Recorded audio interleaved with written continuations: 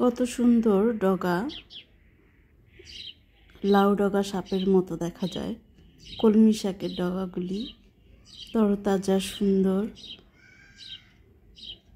তবে এখন তো কলমি শাকের সিজন না, যার কারণে খুব বলিষ্ঠ না, কিন্তু সুন্দর।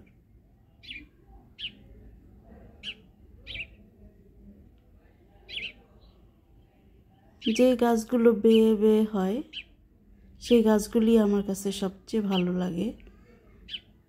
এটা করলার ডগা, এখানে লাউয়ের ডগা আছে, সাথে পলিথিন বেঁধে দিয়েছি যাতে বাতাসের শব্দে চড়ুই পাখি লাউয়ের ডগাটা না খায়। তো এইভাবেই কষ্ট করে করতে হয়। এটা হলো আমাদের মূলা গাছ।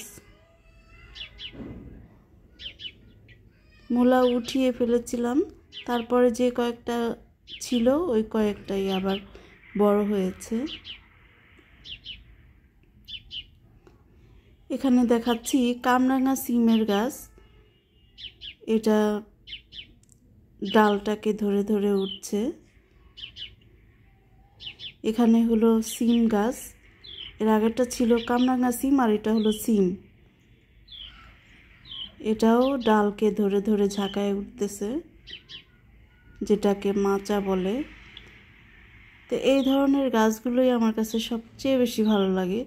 কিভাবে যে আরেকজনকে আঁকড়িয়ে ধরে নিজেকে বলিষ্ঠ করতে হয় সেই জিনিসটাই। এখানে আখ লাগিয়েছিলাম, আখের পাতার ফাঁকে সূর্য ডুবছে,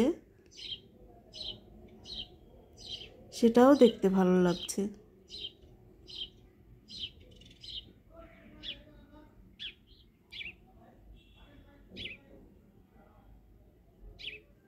আখের পাতাগুলিকে ধান গাছের পাতার মতো মনে হচ্ছে। আর আমাদের বড়ই গাছেও কিছু বড়ই হয়েছে দেখা যাচ্ছে, যদিও বড়ইগুলো ঝরে যাচ্ছে, তবুও আছে। এই যে আরেকজনকে আঁকড়ে ধরে রেখেছে, তিনি হলেন অর্কিড। মানি প্ল্যান্ট, সাধারণ মানি প্ল্যান্ট, সেটাও দেয়ালকে কিভাবে আঁকড়ে ধরে এইভাবে নিজেকে এতটা বলিষ্ঠ করেছে। সাধারণ যে ছোট পাতার মানি প্ল্যান্ট সেটাই এটা। কাক দাঁড়াও। না বাবা যায় নাই। গেছে গা? আচ্ছা, খাবার দিয়ে রাখো, খাবে।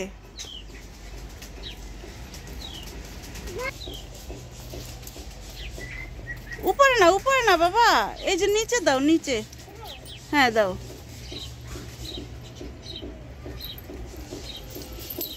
কাক খাবে।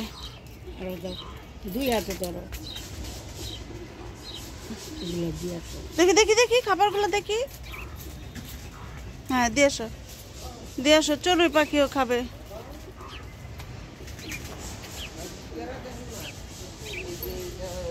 আসো আব্বু, এবার আসো খাবে। চলো আমরা যাই, কাক তো চলে গেল।